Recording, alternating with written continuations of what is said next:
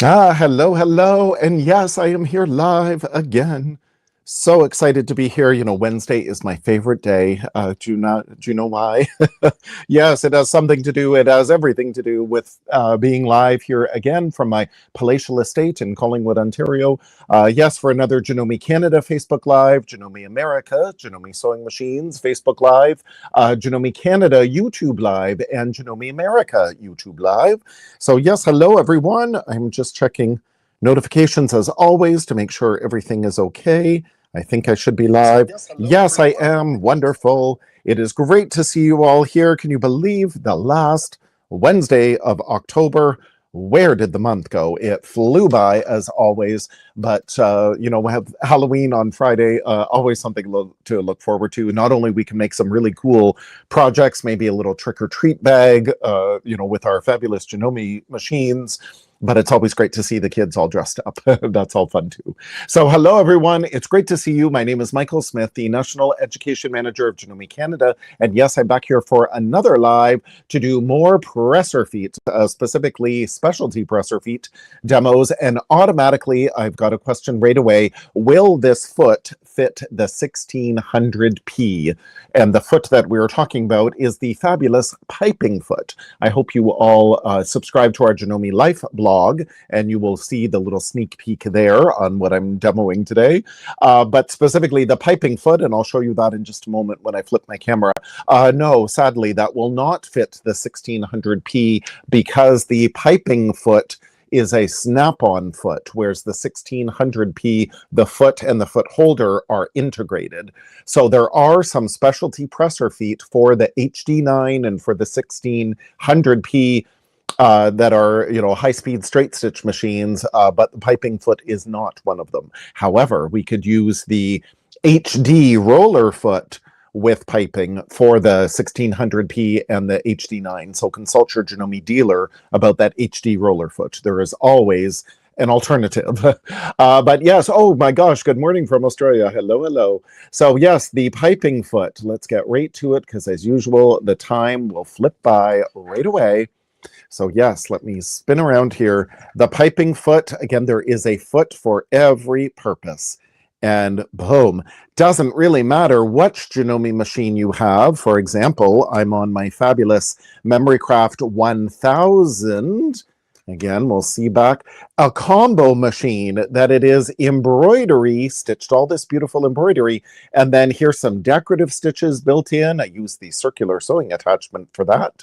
But yes, the Memorycraft 1000 is a combo machine, so sewing and embroidery. Oh my gosh, Julian Collins is here. Hello, hello. It is great to see you. So yes, another one of our very proud male sewists who does phenomenal work. But yes, that it's a great machine. If you're a beginner, you're looking to sew and you need a machine and you're looking maybe to expand your repertoire, you don't want a machine right away that you're going to outgrow. So this combo machine, you can definitely grow into. You can incorporate embroidery when you're ready.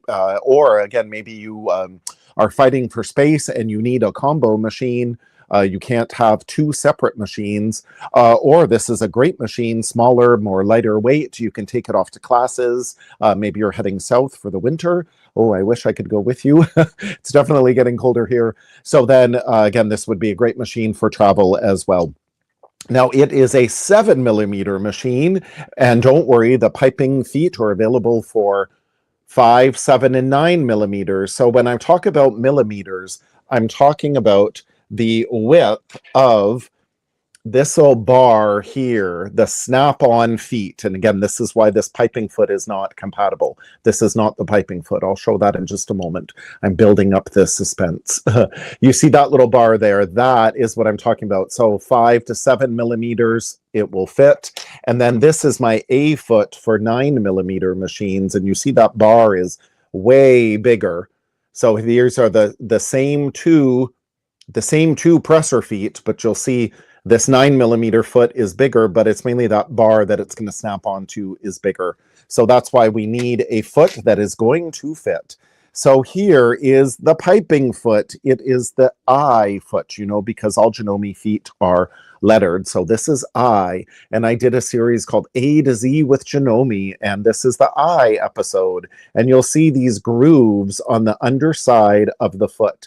So the right groove here, because this foot is upside down, so the right groove is the dedicated channel to make the piping. We could use the left groove ultimately to make the piping, but the left groove here, again, this foot is upside down there. The left groove is what we want to install the piping in between our seam line, because do you see how the foot is like hollowed out here? So if we need to pivot a corner, round a corner off, we can do it because this foot is carved out on the bottom side. Janome thinks of everything. Isn't that brilliant? So this is the piping foot. And then relatively new is the narrow piping foot. This is the I2 foot. And you'll see more narrow channels. So specifically garment sewers, you would love this if you want to add some piping around a collar, a cuff, maybe around a pocket edge, something a little more delicate, maybe some doll clothes. So this I2 piping foot would be good for that because of the smaller grooves. So these are the 9mm feet, but both feet, the piping foot and the narrow piping foot, are available for 5mm, 7mm, and 9mm machines. Now they come in a blister pack. Now for my 9mm machines, again, it says 9mm. For all the other 5 and 7mm machine, it'll be the same blister pack. It just won't say 9mm. So again, we've got the regular piping foot and then the narrow piping foot. So many different options. Now I often suggest that you take these feet, and again, they're snap-on foot. So I have my 7mm foot already snapped onto my machine. And I suggest that you take these feet. First, you purchase from your fabulous Janome dealer, and then you take the feet to your craft store, and you see, again, this thick piping here, this cording. Maybe my regular piping foot will work. So I put it in one of these grooves, and then I just bring it through. Oh, yes, that will fit, no problem. Maybe for the narrow foot. Now, this is the same cotton cord that we could get, like jute cording. We could get whatever kind of cording filling that we would like. This I actually get from the hardware store. You could actually get this as well from the kitchen supply store. This we typically will, you know, tie up the turkey with for Thanksgiving. So maybe you've got this left over in America. You know, your Thanksgiving is coming up next month. So maybe you've got some of this cotton twine for your turkey. But again, you see, will it fit in this groove? And in this case, this is the narrow foot that I have down here on the bed of my machine. This will work just beautifully. So you first purchase the feet from your Janome dealer, and then you audition. You go to the craft store or the hardware store is typically where I get all of this. Mostly it's cotton, especially if I'm going to use it in a garment. I'll get it in cotton, or some of it's polyester. For home decor, I'll generally use the nylon cording, and I don't worry about shrinkage then. If you're using cotton cording specifically in a garment, you'll want to pre-wash it, even soak it in hot water and let it dry, because then if you wash your garment afterward, it will shrink. So make sure to pre-wash your cotton cording first. So thank you, everyone. It is so wonderful to see you all. Oh, it is so good. Again, time goes by so fast, but thank you everyone for joining me.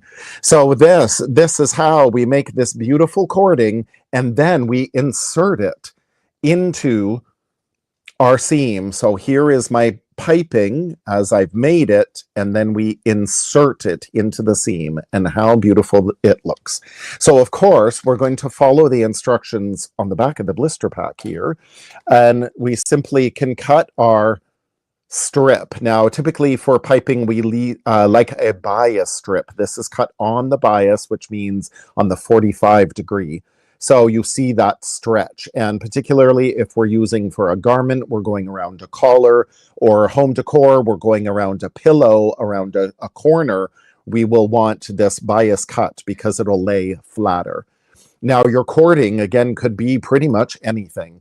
Yarn, for example. My sister is a fabulous knitter crocheter. So maybe a ball of yarn you have left over, and this you can use as the filler for your piping. So anything you can use, nothing goes to waste. So all I'm going to do, my strip, approximately, I cut mine about 1 to 1.25 inches wide. You can always cut your strip down to accommodate your seam allowance of your project. I find it's easier to work with at least 1 to 1.25 inches wide strip, and you fold it in half like that. There is my cording. May always make it longer. It's easier to feed in the machine.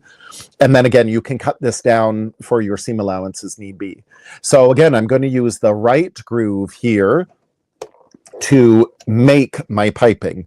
And it's so simple because the groove in the foot is going to keep that piping perfectly in line. So I can sew down very close to the piping that's in the middle, the cording that's in the middle. Now my needle position here on my Memorycraft 1000 that is set to middle needle position, which is 3.5. But we can scooch that over just a little bit closer to the piping. Now, I don't want to make it really, really close at this stage. I'll make it closer when I insert it into the seam. But in this case, I could, this is my stitch needle position, needle drop position, my stitch width. For a straight stitch is all I'm using. So center needle position is 3.5 in my Memorycraft 1000, so I'm moving it to a 4.0, so it's just a little closer. And my stitch length is 2.4, that's perfectly fine. So this, super simple to do, and it's instantly, you can elevate your project to the designer category by adding this piping. You can add this special touch to your home decor items, to your tote bags. There's so many things you can add this piping to, and as usual, never let anything go to waste. You can add this onto a craft project, into a doll's bedding if you want, or a doll's skirt, whatever. It's so simple to do. So again, I will just stitch this down. So you see, super simple to do because this piping is in the channel. So that's why I'm just keeping my seam allowances here lined up. I'm not stretching this bias. And there's my convenient scissor button here.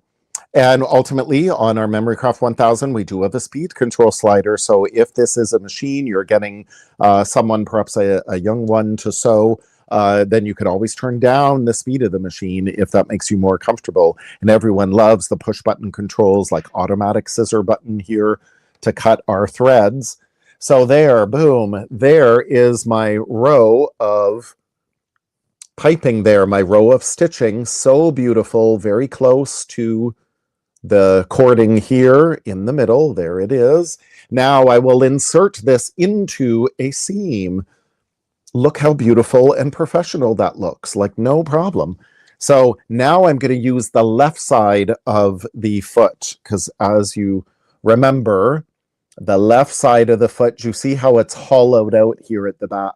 So if I'm going to make a curve or I'm going to miter a corner, I need that little hollow bit to accommodate for the bulk of this piping. So again, Janome thinks of everything. So here I'm just going to line everything up. Again, I could trim my seam allowances down if I need to, depending on my project. I'm just going to lay everything right sides together, sandwich this in between. I'm going to put my piping now in that left groove. There we go, locked into position. Now this is where, again, I moved my needle position to the right to make it a little closer when I was inserting this cording in between my bias strip in order to make my piping, because I had it like this in my machine. The seam allowances were to the left, so I moved my needle over to the right. Now my seam allowances are to the left, so to make that little line of stitching just a little closer to my piping, because I don't want to see this line of stitching that I've already stitched. So I can move my needle now, in this case, a little over to the left, and it'll be a little closer to that yarn, in this case, in the middle. So it will, I won't see that line of stitching. It'll be just a little tighter. And again, so no real big tips and tricks. We just, again, little machine know-how. You read your blister packs, of course. And of course, we've got lots of information on Janome Life blog and various Janome resources, which I will share in just a moment. So again, my needle position was at 4.0. Well, now I'm going to bring it back to the left. So center needle position on my Memory Craft 1000 is 3.5, but now I'm going to move it over 3.0. I'll make it even more snug at 2.5. So depending on your thickness of your piping, depends on where you're going to move your needle. You don't want to sew into your cording. You're just going to keep that needle right up against it. Now, we do have, it's zipper feet, an adjustable zipper foot for many machines, that HD roller foot for our high shank machines, as I mentioned. We can all make piping with those feet, but, and they allow us to get our needle really close to the piping.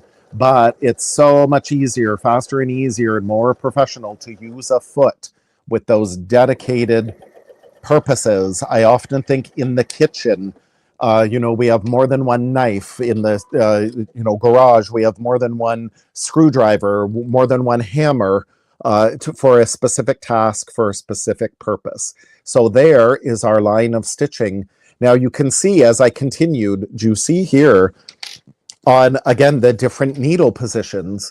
So over here to the right, in my gray thread there where my seam ripper is, to the right, there was my 4.0.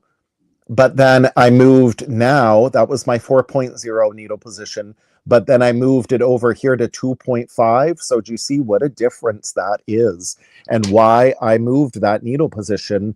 So when I fold over, look at how gorgeous that is. Have you seen, trousers, tuxedo trousers, men's tuxedo trousers in particular, and beautiful designer, very expensive designer wear? They'll even pipe the side seams in the trousers, or they'll do a little bit of piping along the waistline. Like, how beautiful is that? So there is our piping. We don't see, even if I pull this apart really tight, again, we don't see any previous line of stitching because we moved. There I can see my previous line of stitching, again, because we moved the needle over so it's tighter when I inserted it in between my layers. So that's really the secret to the piping. It's really ingenious of how it works. So when, there is my sister. Yes, fantastic. Again, no problem for that you're a little late. You can always review on Janome Canada YouTube, Janome America YouTube after the fact. I was mentioning how, yes, the innards of our piping, we can use yarn, leftover yarn for the innards of our piping. So anyone who is a knitter, crocheter, again, nothing goes to waste. Or again, this was the cotton cord that we tie up the turkey with. So you can use this too. So anything can work. Now, if this little sample, if you imagine, can I tuck this under? This little sample here, let's pretend this is a pillow, or I'll move this onto my table. Let's pretend this little, it could be a pillow, maybe a little doll pillow. So this is a pillow. So when we are going to, we take our beautiful piping that we just made, our one strip of piping here, and we're going to put it into a pillow. So again, we need to do things at the corners. For example, do we want to round the corner? This is why we like to use bias. This could be a Peter Pan collar on a garment. This could be around a pocket edge, a waistline. Again, we want to curve this, so we don't have to worry about a sharp miter. We can curve it. So, thank you so much. June says, your demonstrations are always so informative. Thank you. I so appreciate that feedback. I certainly try my best to share as much information as possible. which is why I often go over my 30 minutes. But yeah, so as I go up to my corners here, a good technique to use with your piping, again, think of a pillow specifically, or again, a Peter Pan collar for a garment, is we're going to round this off. So what we're going to do is take these are our little snips from our Janome 9-piece scissor kit. And we do not want to cut the line of stitching, but we want to just cut. This is why we need snips that are sharp right to the edge, right to the tip. And we're going to trim, make little cuts into this seam allowance just around that corner. So by making those little cuts, you see how easy that is. It just lays perfectly flat. There we go. So I line up my seam allowance on one side and I just round this over and take a pin. Ooh, that's getting caught under my machine. You take a pin and then hold that to place, or again, you hold it in place with, Wonder Clips, whatever you wish. And then there, I'm just going to stab this in. Stab that in, or I'll stab it like this to hold. There we go. So then again, we just stab that in to then hold that in place. So making those little snips just eases, it allows that piping just to form around the corner. So that is a very easy way to do corners, again, for your pillow. Or another option is this miter, where we're basically just folding it in half to form more like an L square, almost like a mitering a quilt. So, let's see. I'm trying to answer questions as I see. That's called easing, so that we can clip the fabric as well as the piping. That's what you're saying, Michael. Yes, that I'm clipping in here to make release my seam allowance, to basically ease it into this corner. So then I'm just slightly rounding it off. So I'm just clipping into the seam allowance. So yes, we could do a sharp, like an L square. So in order to do that, we just lay our strip down, have it all pinned into place. And when I get up to my corner, I again use my little sharp scissors, and right where my corner is of my bottom layer of fabric, I'm going to clip on a diagonal up into the piping, but I'm not going to cut my line of stitching. I'm just cutting the seam allowance.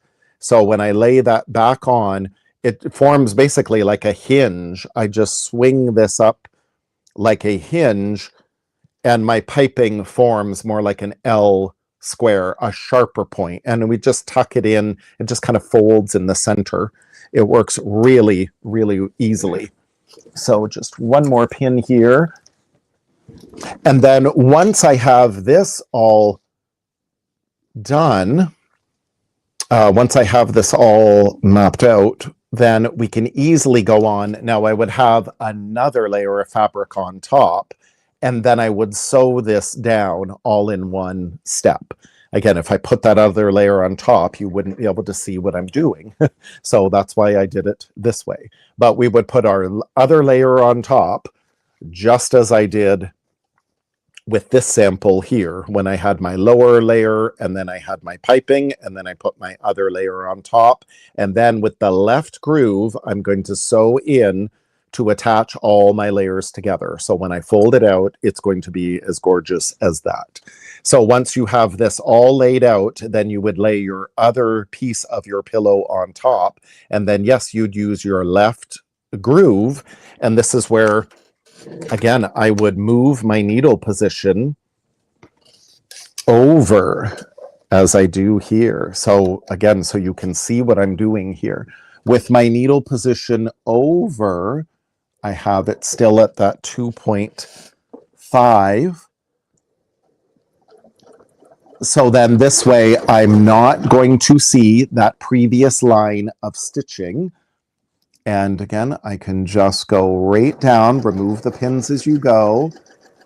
And now as I'm getting into the corner, now you may wish to trim this when it's in your machine in case anything were to shift It may be a little more accurate if you trim it in your machine, but just be very careful as you come up here, because again, I'm going to stop with my needle down in my fabric, and I'm just going to clear that other piping, and we've got a needle down button there. Lift this, pivot. So this is why, again, we had to use the left groove because of that little carved out bit on the bottom of the foot. Do you attach piping first and then sew top piece, sew all at one time? I personally, you could do it all one time. I personally like to, when I'm doing a pillow, I like to sew my piping as I have pinned it in place here. But I normally do my pillow, and then I'll do my piping. I'll sew this lower bit of my piping on first, just as I'm doing. Then I'll put my top layer on top, and then I'll sew another row of stitching. Now, many people will layer it all like this. They'll not sew this piping down. They'll put their top layer on, and then just with one row of stitching, they'll put it all on together, which is totally fine. You can do that because of, again, the grooves in the foot. It's your personal preference if you want to stitch it twice or do it all in one step. That's entirely up to you. I personally like to do it in 2 steps, but you can do it all in 1 step if you wish. So there is, again, you see how my line of stitching has moved over because I'm a little tighter now, putting my piping down. And then if I were putting my other piece on top, I'd put it right back in the same channel and stitch it again. Or, you could always flip it over. And then you see that line of stitching, and then you're going to follow that line of stitching. So it's entirely up to you. Now, I wanted to show you very quickly when we're finishing this. So as I'm finishing this bit of piping, there are many ways to do it. One way you may see, look at your throw pillows on your sofa, and they take these ends of the piping and they just kind of run it down off the pillow. So then it looks like a straight line, but they kind of, again, if you see there, they just kind of run it off into the seam allowance. So you could do it that way, or a sort of more flatter, more professional way is you open up your piping here, so then you see your cording, and you can remove that little bit of cording. And then we can fold under, again, the raw edge, so everything is nice and finished. And then again, I've removed my cording here, so it's going to be a little flatter. So I take this piece that still has the cording in, and I can line it up. So it's similar like we're doing our quilt binding, in that we're trying to make this as flat as possible. So I'm going to cut this off right where my cording up in this top layer. You see, there's my cording of my top layer. So I'm cutting off my bottom layer here on the left. I'm cutting off my cording, so it's going to match this cording to the right. So I'm not overlapping my cording, basically. But I am going to lift up my strip on the left. Here's my strip on the right. There's my raw edge. Fold it under. And I'm just going to fold this under like that. So my fabric is overlapped a little bit, but my cording is not. And you will see what a beautiful flat finish this is, because the cording that's inside this piping is not overlapped. Again, the fabric is a little bit, maybe about 1/4 of an inch or so, but it is not much at all. So again, there it is. Look at how beautiful that is. It looks seamless. It's overlapped a little bit, but when this is turned out, as it would be on your pillow, when this is now a finished pillow, like, look at how gorgeous that is. That little thread, we'll get rid of that. But again, look how gorgeous that is. So it's nice and flat. So that's all there is to it. Now, again, I mentioned resources. Oh, yes. Now, we do have information on the back of your blister pack, but oh, gee, before I do the resources, again, piping gets so addictive. You make yards and yards and yards of piping. And when you finish your project, oh, I have this little strip left over. Where am I going to put it? Well, these are some little tote bags, little shaving bags I've made. The pattern didn't call for this little bit of piping in between these two layers, but I thought, hey, I've got some leftover piping. I might as well do it. So I just added in this bit of piping there, no problem with my zipper. So you just add it in.